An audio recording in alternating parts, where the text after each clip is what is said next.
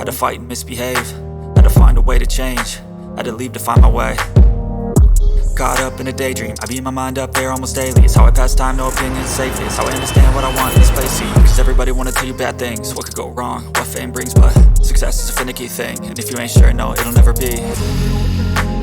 I don't wanna let myself down myself.